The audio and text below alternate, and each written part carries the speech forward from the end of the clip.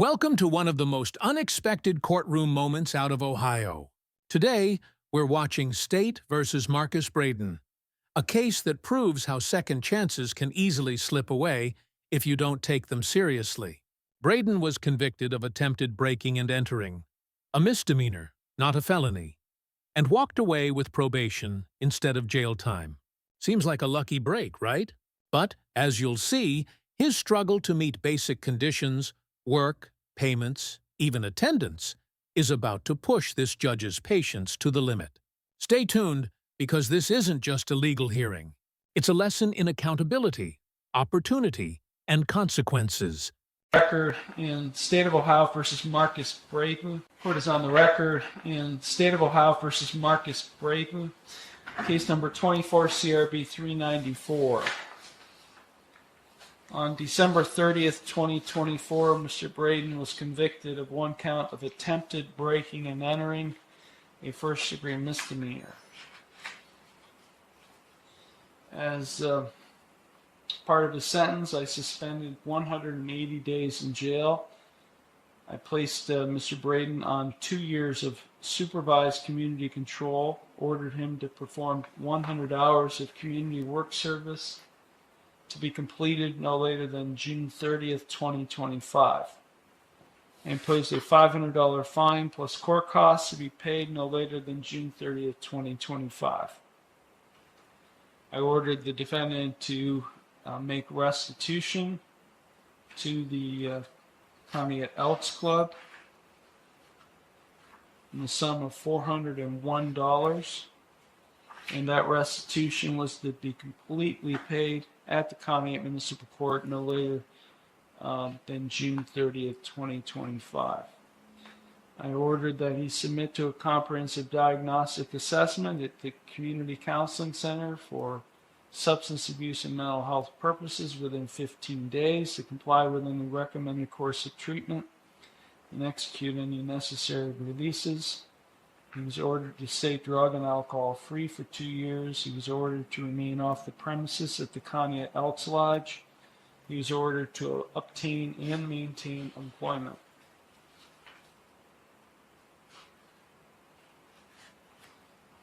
This case is set for a sentence compliance hearing, which I ordered scheduled after the June 30th deadlines that I've imposed as part of my sentence. Mr. Braden is present. He is without counsel. Also present is probation officer Sean Benoit. Officer Benoit, can you outline how Mr. Braden is doing? Yes, Your Honor. He's completed the 100 hours of community work service. He completed that on 11 June of 2025. He's still complying with the treatment recommendations of the Community Counseling Center. He didn't miss his last two, one for supportive employment. Last one would be Tuesday, the 15th of July of this year with Community Counseling Center. No payments on his fines or restitution. He still owes $401 to the Elks Club, Your Honor. And he's currently working as of approximately 2 weeks ago at Franco's Pizza. I'm just noticing here that Mr. Braden did submit something in writing, which is, I think it's the first time I've seen something. On June 18th, 2025, more or less requesting an extension. And we'll address that today. So let's go back. He's completed the 100 hours of community work service, right? Yes, Your Honor, as of 11 June of 2025. Okay. And he's receiving treatment at Community Counseling Yes, Center. Your Honor. What kind of treatment is he receiving? Do you know? I'm not exactly sure what. They didn't send me the treatment plan, but they sent me a schedule and he has been complying with their appointments. So, Mr. Braden, you're receiving mental health treatment there at Yes, Community Your Honor. Counseling Center? Yes, Your Honor. Are you receiving substance abuse treatment? I don't believe so, Your Honor. I can't tell from what I have here, but it seems like you may just be receiving mental health treatment. What, Mr. Braden, are you doing with respect to employment? Here's where the judge starts digging deeper. Employment. The court ordered Braden to obtain and maintain a job, which isn't just busy work. It's part of showing stability. When Braden admits he's been bouncing between jobs, 2 weeks here, a few days there. You can practically feel the judge's frustration building. These hearings aren't just about guilt, they're about progress. And right now, the judge wants one thing: proof that Braden's turning things around. But that's not what he's getting. You're working at Franco's? Currently yes. How long have you been working at Franco's? 2 weeks, Your Honor. What employment have you had since I sentenced you on January 13th? After your sentencing, I had taken employment in Geneva at the Green Bay Packaging Company. At what was it called? The Green Bay Packaging Company. Yes. I worked there for between 3 and 4 months, and then I got let go because I missed too many days. And then ever since then, I've just been trying to find the right one in between there. I had a couple jobs in between there until now. I just had an interview at the resource center 2 days ago for an opening there. You had an interview at the Human Resource Center? Yes, Your For what? Honor. For it's maintenance assistant and food pantry assistant. Do you have your GED? Yes. You remember your diploma, I should say. Yes. Well, help me understand. You have not made any payments toward restitution. None. In the last 5 months. I gave you February, March, April, May, June. I gave you 5.5 months to pay all fines and costs and to make restitution. And not one payment has been made. Help me understand why. Your Honor, I haven't been able to accumulate any extra money to bring to the courthouse.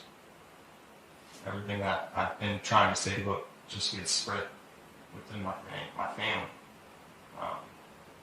Trying to make ends meet. And, How many hours a week you're working at Franco's? right now, it would be about 16. Have you gone through like a temp service, like Yes, Your Honor. Infinity or Elite or anything like that? Elite. And you mean to tell me they can't find you a job? That's how I got my first initial job, Your Honor. And after that, they couldn't find me much more besides a few shifts that were too far out of my Is it range. because you got terminated? My first employment, yes, I did get terminated. That's what I mean. At Green Bay, you got terminated. Is that why they can't find you another job? Because you got terminated from Green Bay? Well, it'd be the job after that. It was in Jefferson. Well, I've had 3 jobs. They just haven't worked out, Your Honor. Just whether it be. Were you terminated all 3 jobs? When the judge says, "I'm pulling teeth here," that's not just frustration. It's courtroom language for, "You're wasting my time." Braden's vague answers and half-explanations are making things worse. In legal settings, directness matters. Every unclear response erodes credibility. You can almost hear the patience fading from the judge's tone. If you've ever wondered how probation violations escalate, this is it, right here. Small excuses turning into major consequences. No. You know, I'm pulling teeth here, Mr. Braden, and I don't like having to pull teeth and have to ask a million questions to get answers here. So you worked at Green Bay Packaging in Geneva for 3 to 4 months since this. You were terminated because you missed too many days. That's all I know. Fast forward to Franco's Pizza. So tell me where else you worked at before Franco's Pizza. All right, Arthur Lewis Steel How long did you work there? for 1 week. Why are you no longer working there? I had to miss work and they did not allow that on the first week. I had an appointment with my doctor and I couldn't get it done in time. So you were terminated. Yes. When's your next employment? I was at King Luminaire, Jefferson, How long did you work there? 2 days. Why'd you leave after 2 days? The hours were not working out for my family. So you quit? Yes. Where'd you work after that? Franco's Pizza Nut. If it were me, I would have filed a probation violation against you. You had a felony charge dismissed, and you pled to a misdemeanor in this case. And I put you on supervised probation with certain conditions, one of which was to obtain and maintain employment. Because you have financial responsibilities in this case to the victim whose business or locale you broke into to commit a theft. And to this court for fines and costs. I can't tell from what Officer Benoit has provided me whether there's any compliance. All these are, well, it says kept, CBT, I don't know what this means, CBC, DNS, I think that means did not show, CBC, DNS. You're having some meetings with supported employment at Community Counseling Center. They're there to help you find a job. How come the last 2 appointments you had on July 7th and July 10th with supported employment never happened? Something came up, Your Honor. You know, I want to hear it. What do you think, this is a game? No.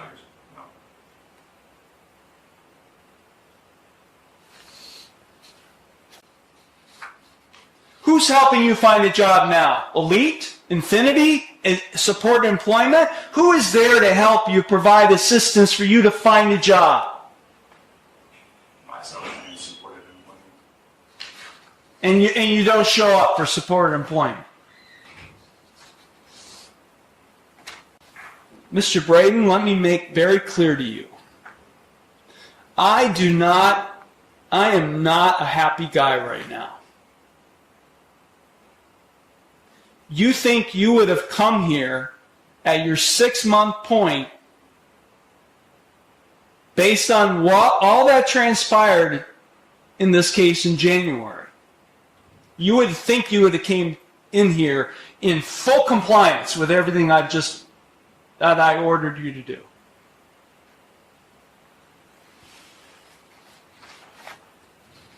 And I'm not happy because it's not happening. So your letter asks for an extension. What kind of extension do you want me to give you? I was looking for another 6 months, Your Honor. Has he been coming to appointments? Yes, Your Honor. See, you did all community service, the County Human Resource Center. Probably one good thing for you. So you did all that. Why are you missing work that led you to be terminated at Green Bay? Now, Braden offers explanations: his daughter's birth, medical appointments, scheduling issues, all valid reasons on paper. But here's the catch. In probation cases, communication is everything. If you don't notify your officer or the court, even legitimate reasons sound like excuses. This is a heartbreaking moment because we see a man caught between real-life struggles and the rigid structure of the justice system. The law doesn't always leave room for chaos, and life, as we know, is full of it. My daughter was born. She had an extensive stay in Nikki. When was she born? On April 10th. And what about Arthur Lewis Steele? You were there for a week. You missed work because you had to be at a mental health appointment? Yes, Your Honor. And I did not communicate that I had to leave to go to my pharmacy after that was. So